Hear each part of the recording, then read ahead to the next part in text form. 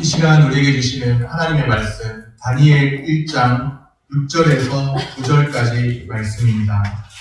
구약성경 1231쪽입니다. 그들 가운데는 유다 자손 곧 다니엘과 하나냐와 미사엘과 아사랴가 있었더니 환관장이 그들의 이름을 고쳐 다니엘은 벨드사살이라 하고 하나냐는 사드락이라 하고 미사엘은 메삭이라 하고 아사랴는 아벤드고라 하였더라. 다니엘은 뜻을 정하여 왕의 음식과 그가 마시는 포도주로 자기를 더럽히지 아니하리라 하고 자기를 더럽히지 아니하도록 환관장에게 구하니 하나님이 다니엘로 하여금 환관장에게 은혜와 긍휼을 얻게 하신지라. 아멘. 샬롬, 주님의 평강이 함께하기를 소원합니다. 아멘. 뜻을 정하는 삶에 대한 말씀을 함께 나누려고 합니다. 성경에는 여러 제국이 등장합니다. 오늘 본문에 등장하는 제국은 바벨론 제국입니다. 성경에 크게 5대 제국이 등장하는데요. 애국을 제외하고 5대 제국이 등장하는데 이제 아수르, 바벨론, 또 바사라고 나오는 페르시아, 그리고 헬란, 로마 이렇게 5대 제국이 등장합니다. 성경에. 그런데 그 중에 오늘 본문에 등장하는 제국은 바벨론 제국입니다. 바벨론, 그 제국, 바벨론이 남유다, 나름대로 하나님을 섬기고 있는, 잘 섬기지는 못했지만 하나님을 그래도 믿는다고 신앙 고백을 하고 있는 그 남유다를 침공했죠. 바벨론이 남유다를 침공해 왔습니다. 유다 포로들을 사로잡아갔죠. 남유다에는 성전도 있고 또 하나님 섬기는 그런 곳도 있는데 성전을 파괴시키고 또 남유다에 사는 사람들을 바벨론으로 포로로 끌고 갔습니다. 그렇게 포로로 사로잡혀간 사람 중에 오늘 성경에 나오는 다니엘 그리고 그의 세 친구가 있습니다. 다니엘과 세 친구는 바벨론 땅에 사로잡혀갔습니다. 1차 포로로, 나중에 보면 2차 포로도 있고 뭐 3차 포로도 있는데 2차 포로 때 에스겔, 성경 목록에서는 에스겔이 먼저 나오고 이제 다니엘이 뒤에 나오는데 그런데 다니엘이 1차 포로고 에스겔이 2차 포로 때 그렇게 사로잡혀갔죠. 1차 포로 때 다니엘과 세 친구가 바벨론 땅을 사로잡혀갔습니다. 그런데 그곳에서도 남유다 사람들의 정신, 하나님을 섬기는 유일하신 하나님을 섬기는 그 정신을 잃어버리지 않았습니다. 비록 바벨론에서 살아가지만 바벨론에 속하지 않은 사람으로 살았습니다. 그것은 곧 이 세상에서 살아가지만 이 세상에 속하지 않은 사람으로 사는 것을 의미합니다. 우리가 바로 그런 사람들이죠. 성도가. 이 세상에서 살아가지만 이 세상에 속하지 않은 자로 살아가는 사람들. We are in the world, but not of the world. 영어로 하면 그렇습니다. 우리가 이 세상에 살지만 이 세상에 속하지 않은 자로 사는 사람들입니다. 성도가 바로 그런 사람들입니다. 어떻게 바벨론 땅에 살면서 바벨론에 속하지 않은 사람으로 살아갈 수 있었을까요? 남유다 땅이든지 바벨론 땅이든지 어디에서나 하나님은 살아계시기 때문입니다. 살아서 역사하시는 하나님이시기 때문입니다.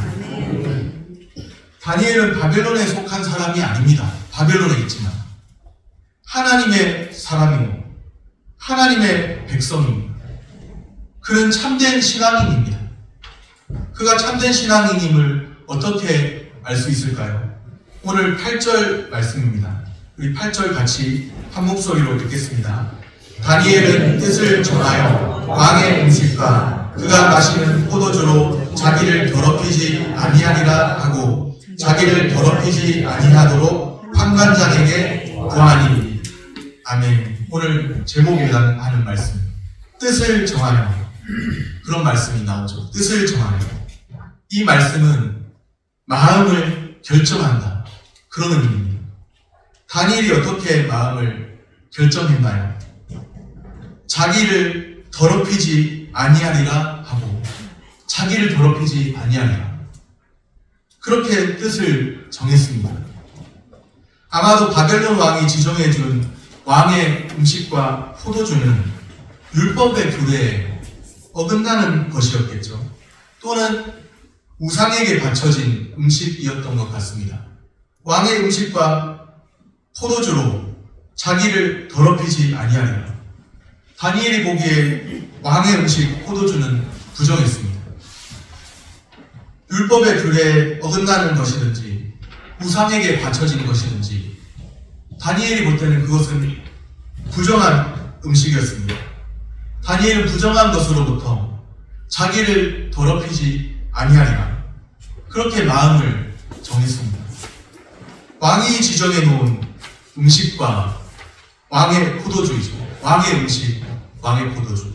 왕이 지정해 놓은 음식과 포도주입니다. 누가 지정했다고요? 왕이 지정했어요. 비록 부정한 것일지라도 왕의 음식과 포도주입니다. 이것을 거부하는 일이 쉬운 일일까요? 결코 쉬운 일이 아닙니다. 바벨론에 놀러 온 것이 아니고 사로잡혀 왔잖아요. 바벨론에 사로잡혀서 포로로 왔는데, 포로 신세로 왔는데 바벨론 왕의 말을 듣지 않으면 어떻게 될까요? 목숨도 장담할 수가 없는 겁니다. 왕의 진노를 사게 되면 목숨도 장담할 수 없는 상황인 거예요. 누가 왕의 그 음식과 포도주를 자기 목숨까지 내걸고 거부할 수 있을까요? 그런데도 왕의 음식, 포도주를 거부했죠. 다니엘과 세 친구 외에도 바벨론에 사로잡혀온 남유다 사람들이 있었죠.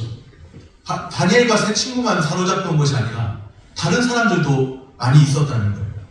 그들 전부가 다니엘과 세 친구처럼 그렇게 왕의 음식과 포도주를 거부한 게 아니었습니다. 대부분은 바벨론 왕의 음식과 포도주를 받아들였죠. 그렇게 살아가고 있습니다. 그런데 거기에서 뜻을 정하여 자신을 더럽히지 않는 사람도 있습니다. 대부분이 모든 것을 버리더라도 잘 정착하는 것, 바벨론 땅에서 잘 정착하는데 혈안이 되어 있는데 뜻을 정해서 자신을 더럽히지 않는 사람도 있다는 것이죠. 여기는 남유다가 아니라 바벨론이야. 바벨론에 왔으니 바벨론 왕의 말을 들어야지. 로마에 오면 어디 법을 따라야 돼요? 로마법 따르라고 하잖아요. 교회당에 오면 교회법 따르고, 교회당 밖을 나가서 세상에 살면 세상법 따르고, 이렇게 사는 사람들이 참 많이 있지 않습니까? 교회 안에서는 거룩하게 기도도 열심히 하는데 교회당 밖을 나서면 바로 그냥 가치관이 돌변해서 그냥 언제 그랬냐는 듯이 자기 중심으로 사는 사람들 참 많지 않습니까? 바벨론에 왔으니 바벨론 왕의 말을 들어야지. 로마에 왔으면 로마법을 따르는 것처럼 바벨론에 왔으니 바벨론의 법을 따라야지. 그러면서 어쩔 수 없다고 교회 안에서는 원래 그렇게 다 남들 하듯이 똑같이 기도하는 것이고, 교회당 밖을 나서면 또 남들 하듯이 다 그렇게 똑같이 사는 것이고, 원래가 그렇게 사는 것이고, 주일에 예배 한 번 드렸다고, 말씀 한 번 들었다고 내 삶을 바꿀 수 있나? 그렇게 할 수는 없지. 그러면서 사는 게 대부분의 사람들 아닙니까? 이중적인 생활. 교회에서는 교회에 맞는 방식으로, 또 세상에서는 세상에 맞는 방식으로 그렇게 살아가는 사람들이 대부분인데, 바벨론 땅에서 바벨론 왕의 명령을 거부하는, 바벨론 왕의 지정해 놓은 것들을 거부하는 사람이 있다는 사실입니다. 여기는 남유다가 아니라 바벨론이니까 바벨론 왕의 말을 들어야지. 그렇게 생각했다면 왕의 음식, 포도주를 받아들였겠죠. 바벨론 문명, 문화에 동화되어 살 수 있습니다. 그런데 자신을 더럽히지 아니하리라, 그렇게 뜻을 정했습니다. 누구를 의식하고 있는 것일까요? 바벨론 왕을 의식했다면 바벨론 왕의 그 말을 들었겠죠. 그런데 바벨론 왕의 명령을 거절하고 지정해 놓은 것들을 거절한 것은 누구를 의식한 것일까요? 살아계신 하나님. 바벨론 땅에서도 여전히 살아계신 하나님을 의식하고 있다는 증거입니다. 증거. 바벨론 땅에서도 하나님을 더욱 의식하며 살아갑니다. 참으로 중요한 것은 우리가 교회당 안에서 보이는 모습이 아니에요. 교회는 그리스도의 몸인데 교회당은 건물이잖아요. 우리가 교회당 안에서 사람들에게 거룩하게 보이는 것 누구라도 할 수 있는 일인데 교회당 밖을 나섰을 때 우리가 하나님 앞에서 살아가는 그 마음, 살아계신 하나님을 의식하고 살아가는 그 마음이 있다는 것이 진정 믿음의 증거입니다. 하나님을 의식하고 하나님 앞에서 사는 삶이, 신전의식으로 사는 삶이 믿음의 증거입니다. 우리는 누구 앞에서 살아가고 있을까요? 세상 사람들이 보는 앞에서 그렇게 사는 사람일까요? 하나님, 살아계신 하나님이 마치 내 앞에 계신 것처럼, 내 옆에 계신 것처럼 그렇게 사는 사람일까요? 우리가 믿음으로 사는 증거는 교회당 안에서가 아니라 교회당 바깥에서 우리의 삶의 전 영역에서 나타나야 합니다. 교회당 안에서도 마찬가지고 교회당 밖에서도 마찬가지고 우리의 삶의 중심이, 가치관도 바뀌고 우리의 삶의 중심이 하나님 중심으로 바뀌어서 하나님을 의식하며 살아가야 합니다. 우리가 하나님을 의식하지 못하고 살아간다면 우리의 믿음을 돌아봐야 합니다.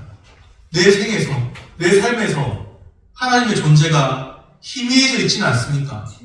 내 삶에서 하나님의 말씀이 뚜렷하지 않고 교회당에서는 뚜렷해 보였지만 교회당 밖을 나서니 말씀에서 멀어져 있는 삶은 아닙니까? 구원의 은혜를 교회당 안에서 마음껏 노래했는데 교회당 바깥에서는 구원의 노래를 부르기보다 원망과 불평과 온갖 짜증으로 그렇게 사는 그런 모습은 아닙니까? 우리의 삶에서 하나님의 존재가 희미하고 하나님의 말씀이 너무나 희미하고 멀어져 있고 하나님의 말씀에서 구원의 감격을 상실한 채, 구원의 확신을 상실한 채 그렇게 세상 사람과 똑같이 살아간다면 우리는 하나님을 의식하고 산다 할 수 있을까요? 하나님을 의식하고 사는 것이 믿음의 증거입니다. 오늘 우리에게 뜻을 정하여 하나님을 의식하는 삶이 있게 되기를 소원합니다. 뜻을 정하는 삶에 하나님이 함께 하십니다. 9절 말씀입니다. 하나님이 다니엘로 하여금 환관장에게 은혜와 긍휼을 얻게 하신지라. 하나님이 은혜와 긍휼을 얻게 하셨다는 거예요. 사람이 도움을 준 것처럼 보이지만 사람에게서 뭔가 은혜와 긍휼을 얻고 사람에게서 뭔가를 얻은 것처럼 보이지만 하나님이 은혜와 긍휼을 얻게 하신지라. 하나님이 하셨다는 거예요. 여기서 은혜와 긍휼은 친절이나 호의에 해당하는 단어입니다. 친절, 호의 이런 말로 바꿔 쓸 수 있는 단어라는 거죠. 환관장이 다니엘을 친절하게 대했고 호의를 베풀었어요. 나에게 도움을 준 사람 참 귀하잖아요. 그런데 오늘 말씀은 환관장이 친절과 호의를 베푼 것을 하나님이 환관장으로 하여금 다니엘에게 그 은혜와 긍휼을 얻게 하셨다. 그렇게 말씀하고 있어요. 다니엘로 하여금 환관장에게 은혜와 긍휼을 얻게 하신 분이 누구시라고요? 하나님이 그렇게 하셨습니다. 사람이 나를 도와줬지. 그 사람의 도움조차도 하나님이 그렇게 그 배후에서 주권적으로 역사하시는 하나님이 그렇게 하셨습니다. 자기 백성이 믿음으로 살려고 몸부림칠 때 도우시는 하나님이 함께 하십니다. 남유다 백성으로서 바벨론 땅에 포로로 사로잡혀 왔죠. 포로로 사로잡혀온 그 심정이 어떠했을까요? 말로 다 할 수 없는 참담한 심정이죠. 그런데 세상에서 살아가는 게 참 버거운데 말로도 할 수 없는 참담한 심정으로 살 때가 있는데 하나님마저 우리를 외면하신다면 우리를 진정 도울 자는 누구입니까? 하나님마저 믿음으로 사는 자기 백성을 외면하신다면 그 심정이 이 세상의 고아와 같이 내버려진 그런 심정 아니겠습니까? 하나님이 자기 백성을 외면하신다면 마치 고아와 같이 던져진 존재, 그런 던져진 존재 아니겠습니까? 어디서 와서 사람들은 우리가 어디서 와서 어디로 가는지 몰라요. 던져진 존재다. 던져진 존재. 하나님이 우리를 외면하시면, 하나님이 믿는 자, 이 세상 속에 살아가는 우리를 외면하시면 마치 고아와 같이 던져진 존재처럼 어디서 와서 어디로 가는지도 모르는 그런 존재처럼 살 수밖에 없다는 겁니다. 그런데 하나님께서 자기 백성을 결코 외면하지 않으십니다. 자기 백성을 내버려 두지 않으세요. 이것이 바벨론 땅에서 살아가는 유다 백성들에게 큰 위로입니다. 비록 바벨론에 사로잡혀 왔지만 그들에게 큰 위로는 바벨론 땅에서도 여전히 하나님의 도우심이 계속되고 있다는 사실입니다. 바벨론 땅에서도 여전히 하나님의 도우시는 손길이 끊어지지 않고 여전히 계속되고 있다는 사실입니다. 우리의 참된 위로가 뭔지 아십니까? 우리의 참된 위로. 갑자기 로또 당첨되면 그게 하나님이 나를 도우시는 증거다. 2억인가요? 정확하게 액수는 모르겠지만 저는 뽑아본 적도 없고. 그런데 그것이 당첨되면 우리에게 큰 위로입니까? 물론 그것도 위로라고 보면 위로인데 우리의 진정한 위로가 무엇입니까? 하이델베르그 요리문답 1문1답에 그런 내용이 있어요. 사나 죽으나 당신의 진정한 위로는 무엇입니까? 생사간에 당신의 진정한 위로는 뭡니까? 결국에 그 답을 요약해서 정리하면 사나 죽으나 나는 죽게 속했다는 사실입니다. 생사간에 나는 죽게 속했다는 것. 우리 중에 누구든지 자기를 위하여 사는 자가 없고 자기를 위하여 죽는 자도 없나니 사나 죽으나 주의 것이로다. 우리가 주의 것이라는 사실이 진짜 위로입니다. 우리가 주의 것이라는 것은 하나님이 알게 하시는 그 사실이 하나님이 알려주시고 그것을 깨닫는 그 자체가 진짜 위로입니다. 우리에게 다른 것이 없고 때로는 다니엘과 세 친구처럼 바벨론 땅으로 사로잡혀간 그런 처참한 신세로 환경을 보일지라도 우리가 사나 죽으나 죽기에 속했고 여전히 하나님의 도우시는 손길이 끊이지 않았다는 그 자체가 진정한 위로입니다. 하나님의 여전히 도우시는 손길이 있습니다. 하나님의 도우심이 구체적으로 어떻게 나타나고 있을까요?